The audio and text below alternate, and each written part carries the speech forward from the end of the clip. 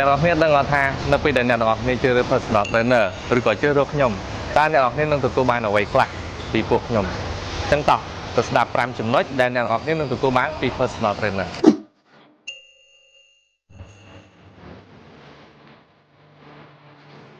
ចំណុចទី1គឺការធ្វើ assessment គឺការសួរនាំពីព័ត៌មានផ្ទាល់ខ្លួនរបស់ពួកគាត់ដើម្បីយើងអាចកំណត់ថាតើរាងកាយរបស់គាត់ត្រូវការកម្មវិធីហាត់ប្រាណបែបណាទស្សន័យបងឈ្មោះអីដែរឈ្មោះសុខាបងមានអាយុប្រហែលដែរបង26អូខេបងមានគីឡូប្រហែលដែរ64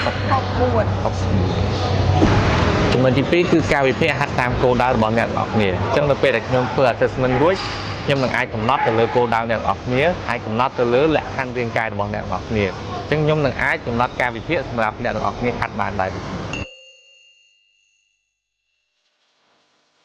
ចំណុចទី3ការបង្ហាត់និងបង្ហាញលំហាត់ឲ្យមានសុវត្ថិភាពនៅពេលដែលអ្នកទាំងអស់គ្នាហាត់លំហាត់ណាមួយអ្នកទាំងអស់គ្នាត្រូវយល់ដឹងពីទម្រង់ក៏ដូចជា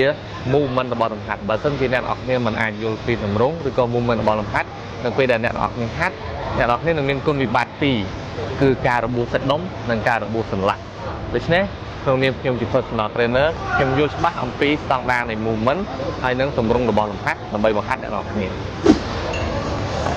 ទី4ការណែនាំពីរបបអាហារដែលត្រឹមត្រូវនៅពេលដែលអ្នកទាំងអស់គ្នាទទួលបានការធ្វើ assessment ពីខ្ញុំបាទ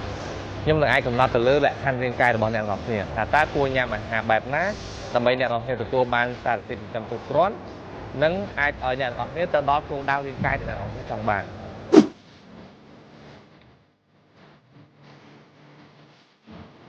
ទី5ការជំរុញនិងការលើកទឹកចិត្តអ្នកទាំងអស់គ្នាប្រកបណាស់នៅពេលដែលអ្នកទាំងអស់គ្នាហាត់ប្រាណយូរអ្នកទាំងអស់គ្នានឹងមានអារម្មណ៍ថាខ្ជិលហើយអ្នកទាំងអស់គ្នានឹងមានអារម្មណ៍ថាធុញដូច្នេះទូរទស្សន៍ចម្បងរបស់ខ្ញុំ